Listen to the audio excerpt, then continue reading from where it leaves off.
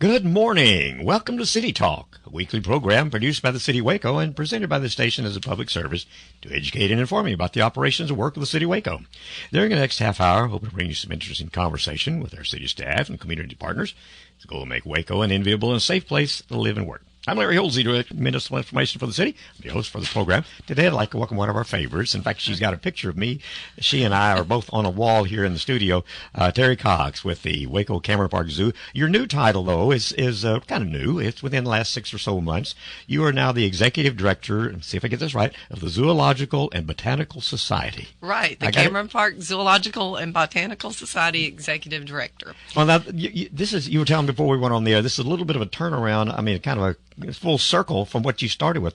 Tell our listeners about that. Right. My first work with the zoo, I was a board of directors member, and then I was hired when we opened Cameron Park Zoo as guest services manager. Mm-hmm. So I originally worked for the Zoological Society when we first opened the zoo in 1993. Mm-hmm. Then I went to work for the City of Waco as a curator at the zoo, and I was with the City of Waco for 22 years. Mm-hmm. I recently retired from the City of Waco and took the position as executive director of the Zoological Society about 6 months ago, and but I never even changed offices because it's still at the zoo. That's right. But kind of tell us all a little bit of differences, what you're doing compared to what you were before. I think you're definitely obviously engaged with the animals, and that's your love and that's your passion, I know.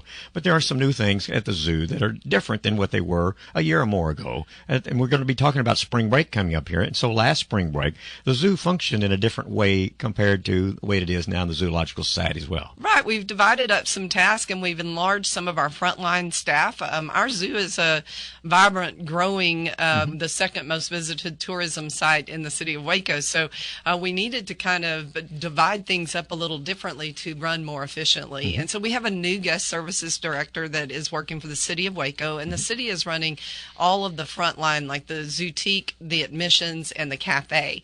And we're really excited about that. I'm taking on a lot more of the development, fundraising, getting new donors and things in so that we can keep enlarging the zoo. We are the support society that enriches the zoo. And so I'm doing a lot of that, but still doing a lot of my conservation work. I'll be going back to Borneo this summer, and we'll talk more about that later. Right. But yes, we've got some wonderful things in the gift shop. Our new buyer is just amazing. And we've got some great new items in our cafe, a few healthier items. So you're not going to just get hot dogs and hamburgers. There's a lot of things going on out there. So I think that as you come and visit, you're going to see a lot of nice changes as we move forward.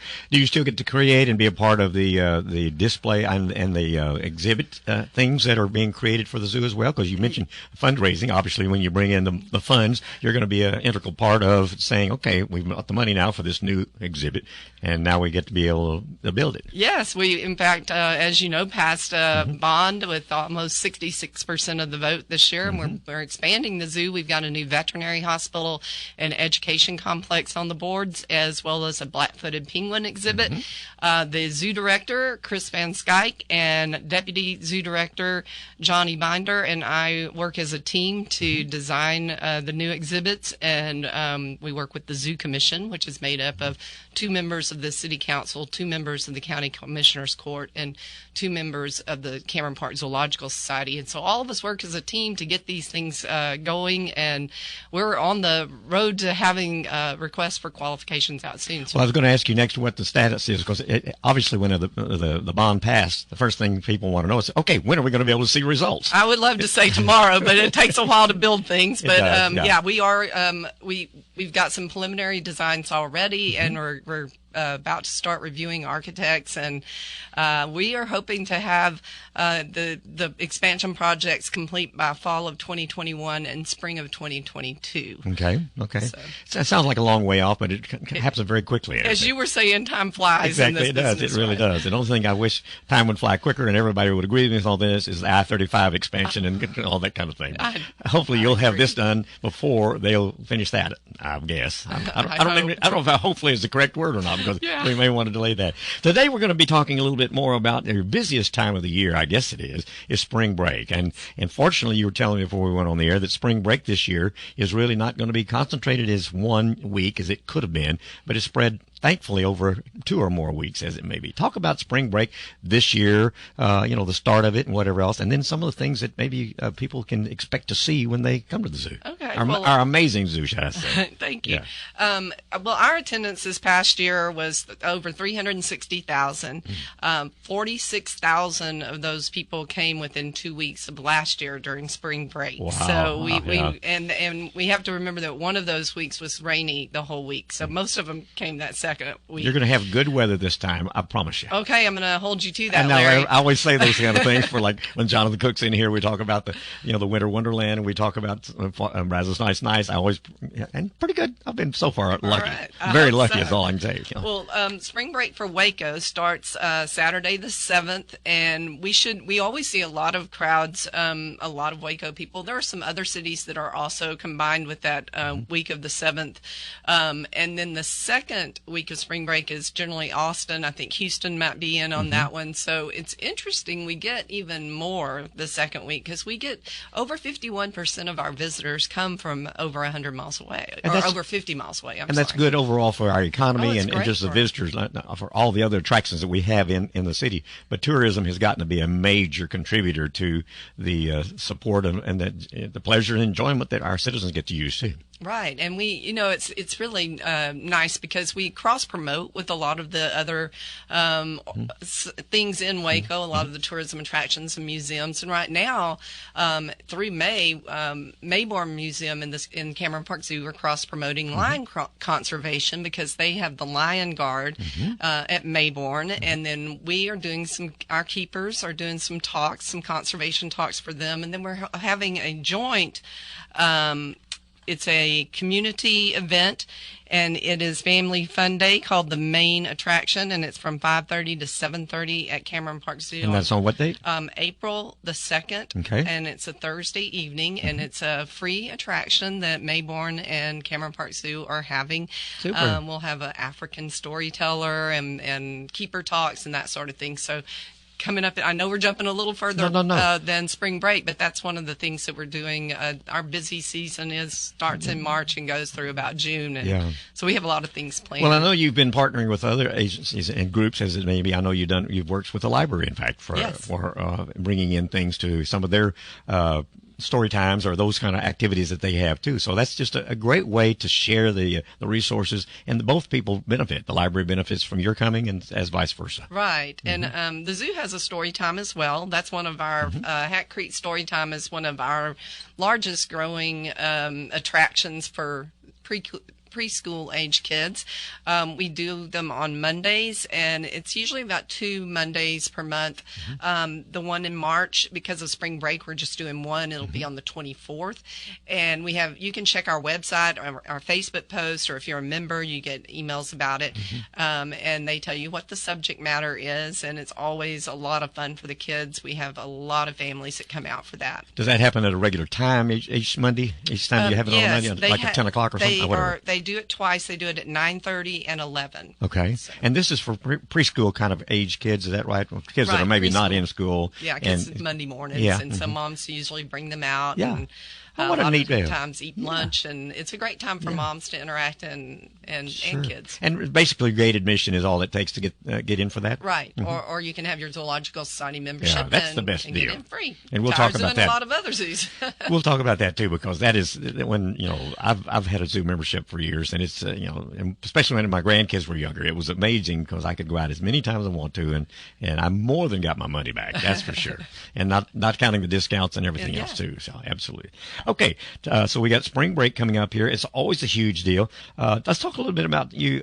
One of the things that you mentioned was a cafe, and you have the cafe there at the gate, and then you also have one of the treetops. Right. Okay, is that kind of the same connection? They serve the same types of food, or is there a reason to go to one compared to the other one? They serve the same types. It's just that sometimes people are halfway through the zoo and the kids get thirsty or hungry or want an ice cream or something like that. During spring break, we're so busy that it's hard for just our 2 cafes to handle the crowds, so we do bring in some food trucks as well during spring Where break. are they, on the parking lot, or where are they? No, they're inside the zoo, either near the pavilion on that road, or some are in the plaza, so they'll have them scattered around so it's convenient for everyone. Yeah, I've been there, unfortunately, sometimes on spring break, and I've seen that, and it is a little bit difficult. You're waiting in line, and that's a good thing to have for certainly us. But if you're hot and you need something to drink or you want something to eat, but getting a variety, that's great because food trucks are very popular now. Right, and we have a lot of other attractions during spring break. We have our giraffe feeding deck will be open. You'll be able to see signs that will tell you when it's open. We'll also, weather permitting, we'll be doing some tortoise feeding, pelican feeding, and so there will be some other keeper talks and training sessions as well as people visit the zoo during those 2 weeks, and it's always fun. Yeah, it is. It's really. Now I know in the recent weeks, I know we've talked about this too. You've had to drain the Gibbon Lake and let it because it had a leak and whatever else. What's the status of that? Is that going to be ready for spring break? Well, this rain is not helping us dry out the lake, but we have identified some holes in the lake that are causing the leak. So we're going to temporarily patch them with bentonite and then refill the lake because we want our visitors to be able to see our Gibbon apes and our lemurs. And they can't get out because that is their natural boundary to keep them in. Yeah. The lake is their natural boundary, and so our keepers are having to spend a lot of time keeping those little guys engaged and having fun with all kinds of enrichment toys off exhibit right now because they really like to watch the people as much as people like to watch them. Well, and so they've got a lot of built-in energy that they're saving. They're really performing big time. They are adorable, both of them, the lemurs and the gibbons both. I mean, they're just totally unique instruments. Yeah. Now I know you lost all the fish population and turtles. You transfer those to the Brazos River. Right. What about like the swan? Did you have a swan or so out there? Has it been years? We moved the swans to another zoo several years ago. They tended to wander around the zoo a little bit more than we felt was safe for the visitors. Yeah, they can walk rather than and as well as and fly, whatever, all that kind of thing. Well, that's a really great thing. If you've just joined us, we're visiting with Terri Cox, who is the executive director of the Zoological and Botanical Society of the Waco's Great Cameron Park Zoo, and a 22-year City of Waco veteran employee, but now they're a very responsible part of raising funds to help enlarge and better our overall zoo. Well, some of the other changes that people can expect to see. I know you've got maybe some new babies, and any other little changes that you're constantly changing that probably you don't think about as a change, but as I go out there and hadn't been there maybe in 6 months myself, what new am I going to see, and tell me why I should go to the zoo? Okay, well, if you haven't been to the zoo since, say, last spring break, then you're going to see a lot of changes. We have a new Grand Cayman blue iguana habitat that is just outside of our herpetarium. They're a critically endangered species, and we're only one of only a handful of zoos that are doing work with this critically endangered iguana species. So we're really proud of that. We also built a new raptor habitat. We have some raptors that, because of being injured, are not releasable, and so they serve as education ambassadors, and our keepers now have a new home for them and a place that they can give presentations for the public as well. So that's a new thing. We do have 2 babies that should be out in the yard if the weather is permitting. Dasher, baby kudu, and he was born on Christmas, so that's why he's called Dasher. That's why he's Dasher. Yeah. He was a little too klutzy to be called Dancer or Prancer, so we went with Dasher. Okay. But he's gaining his coordination now. Okay, good. So Drax is our little baby Garanuk, and he's an adorable, just so cute. If you've been following our Facebook post, you've seen them both, and adorable pictures. So we're hoping it'll be warm enough and pretty enough for both of them to be out, and they're very playful, so it should be fun to see. Every time I go to the zoo, I always see it in a different way. It is amazing because I can go by and I can watch and just name any animal display that you have, and I've seen them one way, and the next thing I say, I've never seen them do that, or look, I'm closer this time, or it's just a difference every time. So going out, that's to me why the membership, whatever family or grandparents is what I have, is so much worth the value, because not only can you get out and walk amongst the beautiful trees and the everything, and then see the animals, but it's just a new experience every time you go out. That's the beauty of working there. I mean, we know we've got things that we have to do every day, but you never really know what your day is going to hold. Yeah. And the animals and the people make sure of that. So it's always fun. Getting people into the zoo during spring spring break can be a challenge, and our lots fill up very quickly. So visitors that are coming to Waco or visitors from Waco, if you get there and the lot's already filled in our main parking lots, we do have some satellite parking around. On Ellis and Fifth Street, near the Earl Harrison House, and Brook and Fifth Street, and Garland and Fifth Street are three of the satellite lots, and we'll be running complimentary shuttles to the zoo from those lots. But pretty much on Fifth Street. So if you're familiar with, obviously you're near the zoo because the entrance is on the Fifth Street, between Fifth Street and Fourth Street. But the main entrance is on Fifth Street there. And so if you just keep on heading on down Fifth Street, you'll find some place that's probably hopefully going to have it. And we have Waco police officers and Waco McLennan County Sheriff's deputies that help people get across the street and find the parking, and they keep it very well organized, and we're eternally grateful to those guys. So you can also check out their signage, and you can check out the map on our website. So if you do a little homework before your visit, you can make it run very smoothly. We even have online ticket sales. So and if you have a membership either with our zoo or one of the zoos that we reciprocate with, we'll have a tent out front so you can check in there and make it move a little bit quicker. That's the other thing I keep forgetting about. In fact, you have the reciprocation program with the membership, so that allows you either free and or a reduced price or whatever at zoos all across the world, I guess. Exactly. They're part of the... Yes, in fact, about 200 or something like that on the AZA? AZA has 238 accredited zoos at this point, and they're about to accredit their newest one, which is in Dubai. It's Atlantis, Dubai, an aquarium. So it is spread out all around the world. Well, I don't know if we'll get a discount with them. We haven't gotten a reciprocal agreement yet. After they open maybe a year or two, then they'll do that too.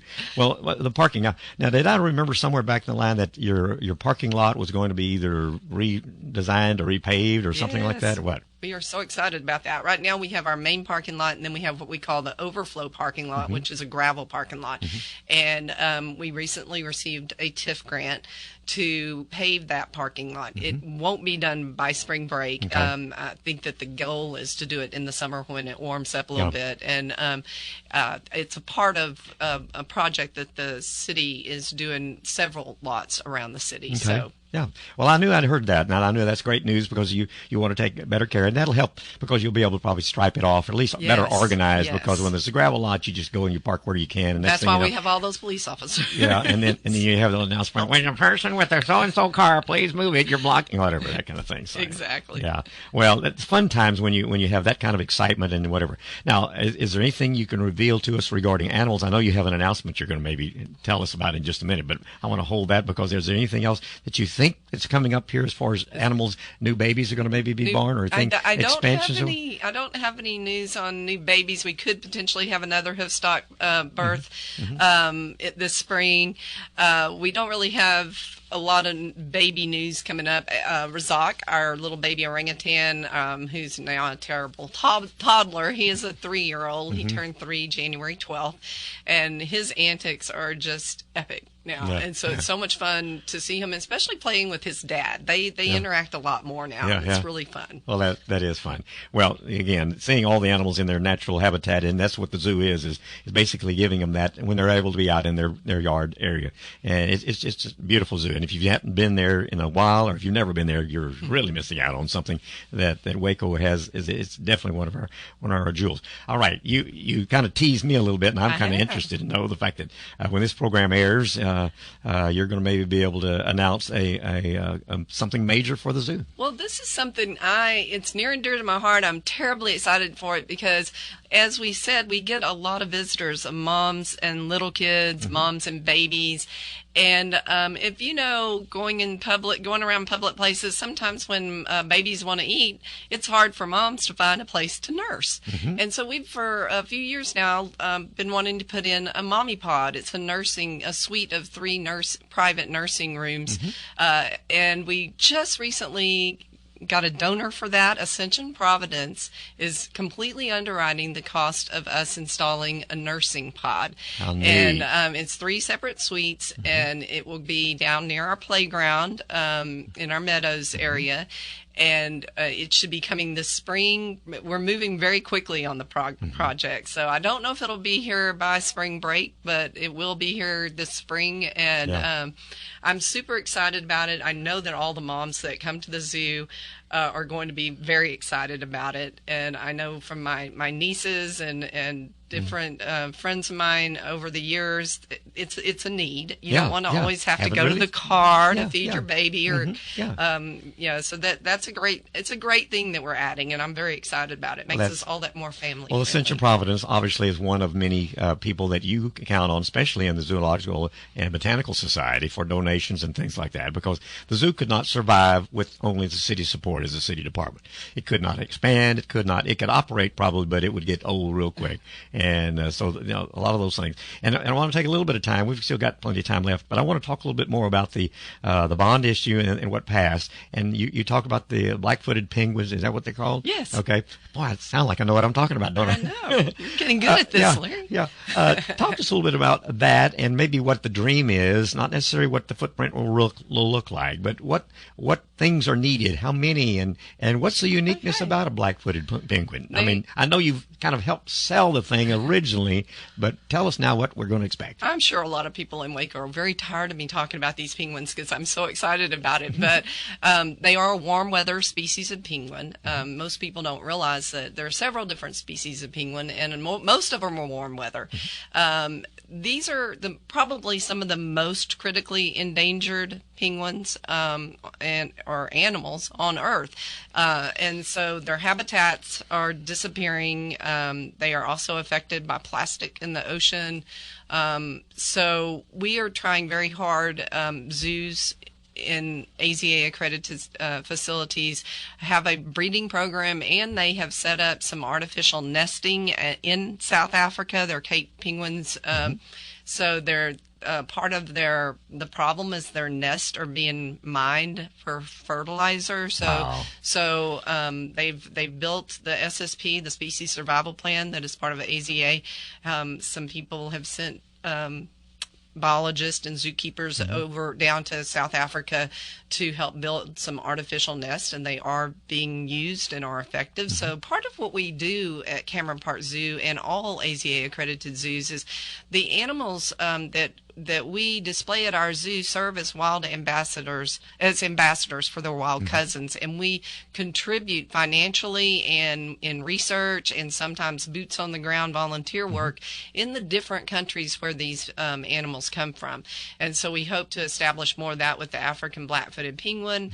We're currently doing work with Cuban crocodiles in Cuba. Our Brian Henley, our animal care supervisor of reptiles and amphibians, has been there 3 times and will be going back this year. We've participated in release of orangutans back into the jungle in Borneo, Johnny Binder and I, and we'll be going back in June, and we'll be taking Emily Ellison, who is one of our zookeepers in the primate department, and she will spend a month over in Borneo at an orangutan sanctuary to help those people learn to train for different behaviors to help them better care for their animals. Yeah. Well, now these trips and things that you talk about, this is funded by the Zoological Botanical Society as well. So the funds go for more than just what boots on the ground as it may be, or boards on the ground as it may be.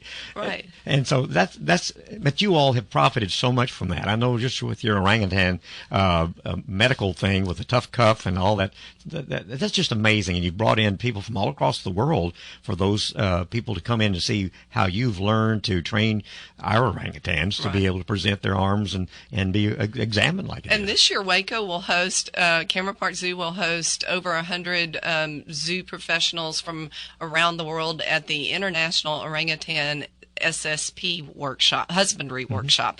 We're hosting that in October. So this will be the second time that we've hosted it. We hosted it in 2011 also. So I am so excited about that because the zoo sculptures, the groundbreaking was, or the ribbon cutting was just this past weekend. And I am so excited for our colleagues to see those beautiful zoo sculptures as they travel. Oh yeah, they'll see what Waco is really like. One other quick question about the black-footed penguin. Now, are those imported directly from a South African, or where are they? Are you trading from another zoo, or how does that? What is the animal? Where are they acquired from, and how do they do it? In accredited zoos, the animals are bred in our zoos. We had the SSP is called Species Survival Plan, and there's one for every endangered species. And so what they do is they make sure, or they try to ensure that we have 100-year genetic plan for each species. So we will be getting the penguins from other zoos, and then we will set up a breeding program as well. So, some zoos, I mean, if we're lucky, we may be able to take some back to South Africa to re-release. That could happen down the road. But we will definitely have a nice breeding group of black-footed penguins. And interestingly, the Zoological Society will be announcing this spring and really start promoting this spring and summer a 2021 trip to South Africa to see not only the penguins but also Kruger National Park, where our lions' DNA traces back to their ancestors were in Kruger National Park.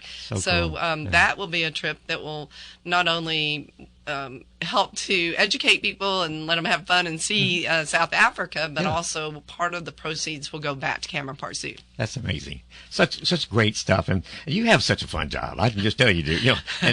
No matter what position you're in, it's really great. Thanks. But we want to let everybody know the fact that spring break's coming up, and so if you're a Waco resident, you might want to take a look at the plans and decide when you're going to want to come, because spring break is going to be from March the 8th until the 14th for Waco area schools, and then the outside area is going to come in from March the 14th through the 21st. 2 busy weeks in Waco, thanks to Cameron Park Zoo that's so well organized and run now.